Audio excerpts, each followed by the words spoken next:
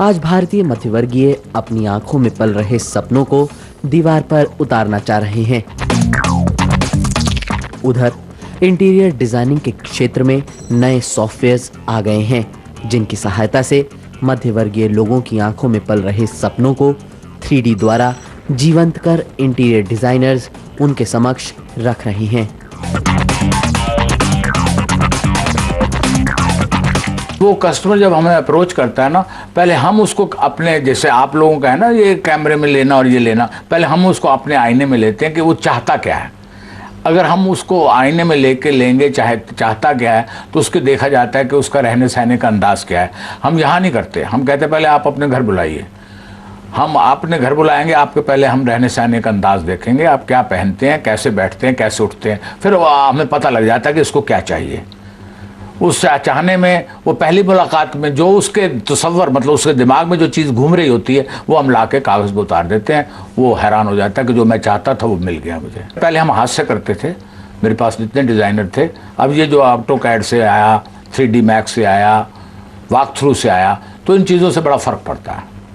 एक तो काम जल्दी हो जाता है ऑटोकैड पे, वो तो दिन लग जाते थे, 2-2 3 दिन, तो इस तरह से होता है।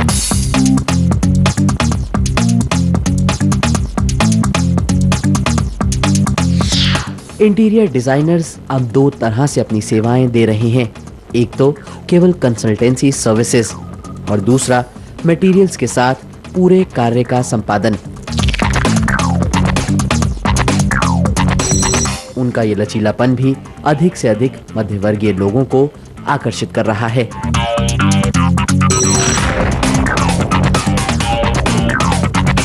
बेसिकली जैसे क्लाइंट हमारे पास आए, एक उन्होंने अपनी एक रिक्वायरमेंट बताई या एक अपना टेस्ट मुझे बताया कि जैसे वो घर एक डिज़ाइन कराना चाहते हैं। हर एक आदमी की अपनी एक थिंकिंग होती है, तो अपना लाइन वर्क वो बताते हैं कि हम जैसे इंटीरियर मॉडर्न में चाहते हैं या क्लासिक लुक में चाहते हैं। उसके अकॉर्डिंग फिर हम लोगों ने जो उस तरह के काम किए हुए हैं वो हम अपनी चीज़ें उनको शो करते हैं कि हम लोग ये काम कर सकते हैं। हमारी लाइन में बेसिकली 2 चीज़ें हैं, जैसे एक तो डिज़ाइनिंग फैक्टर आ जाता है जिसपे पूरी प्लानिंग है, पर्सपेक्टिव्स हैं, व्यूज़ हैं, कॉन्सेप्ट डेवलपमेंट आ जाता है अपना, वो हम पूरा करते हैं। सेकंड केस ये होता है क्लाइंट कहता है आप काम भी आप ही करवा दीजिए, तो वो फैक्टर भी हम लोग करते हैं।